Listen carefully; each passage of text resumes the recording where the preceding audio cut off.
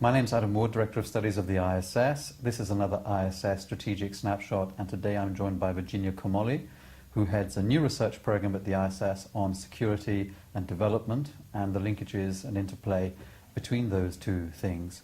Virginia, next week in Washington, D.C., there's going to be something called a US-Africa Leaders Summit. Tell us about that.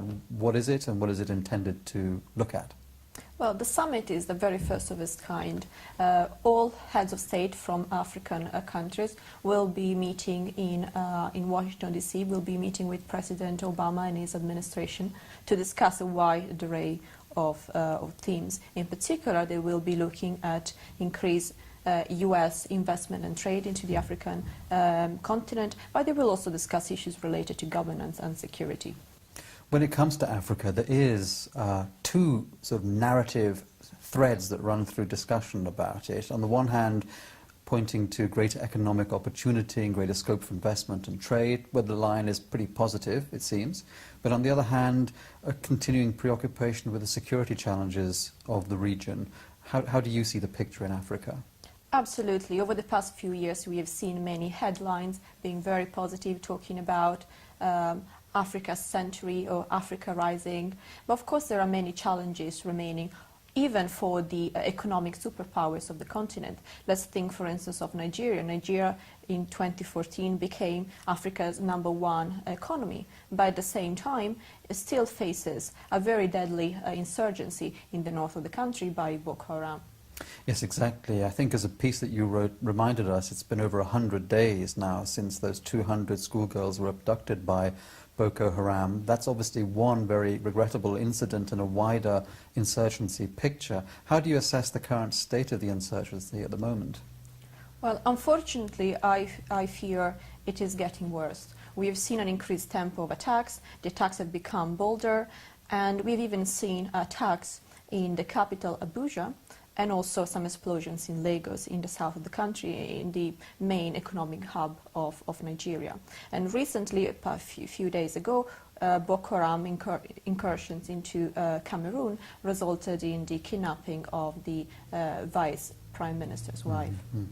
Now, the leader of Boko Haram has stated his support for ISIS, has stated his support for the Al-Qaeda leadership, has stated his support for the Taliban. To what extent is that rhetorical, or do you think that Boko Haram is looking to forge operational linkages with those kinds of organizations too? Yes, Boko Haram's leader, Abu Bakr Shekau, has for a very long time tried to link his organization to more established or more dangerous Islamist groups across the world. Some of these linkages are only part of his rhetoric. But over the past few years, increased links have been established with Al-Qaeda in the Islamic Maghreb, for instance, from which Boko Haram receives funding and training and weapons. Although the French operation in northern Mali and the greater security operations that have been deployed there had put lots of pressure on Al-Qaeda in the Islamic Maghreb, and therefore at this point is less likely to be able to support other groups across the region. I see. So Boko Haram is one very specific type of challenge. There are others that are more generic, spread across the African continent, related to the challenge of development.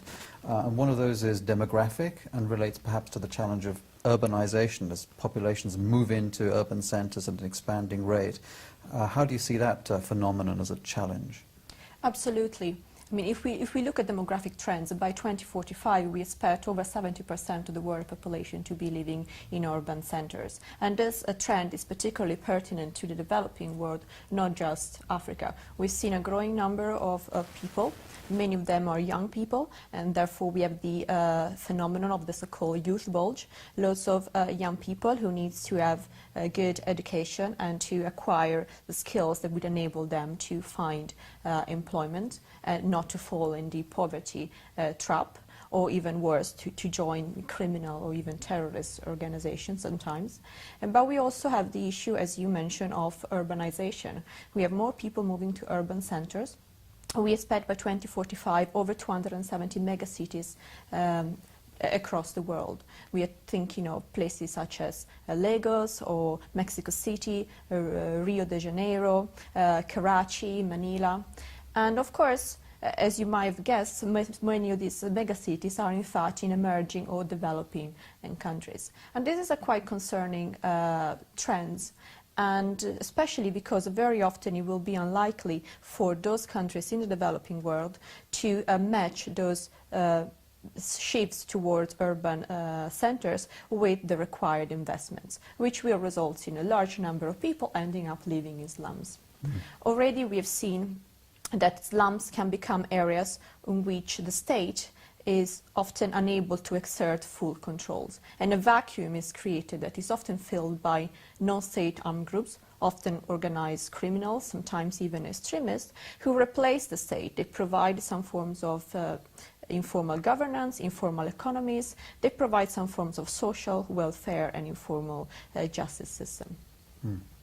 Now, I know that one of the topics that your program is going to get to grips with is this concept of hybrid conflicts or hybrid forms of insecurity. Tell us a little bit about that. Yes, especially over the past few years, we've seen a growing number of conflicts that resemble less and less the traditional conflict, but actually encompass an array of terrorist elements, insurgent elements, criminal elements. And it's not just because terrorists, for instance, may join up forces with criminals on an ad hoc basis, but it's actually those same actors that may have multiple identities to serve their purposes, whatever they might be. Of course, this poses a challenge for those who have to design strategies to fight those threats. And often these threats are pertinent to developing countries which have less developed security and defense capabilities, and therefore they will welcome the help of Western or anyway foreign partners in fighting those challenges. Great. Virginia, thank you very much indeed.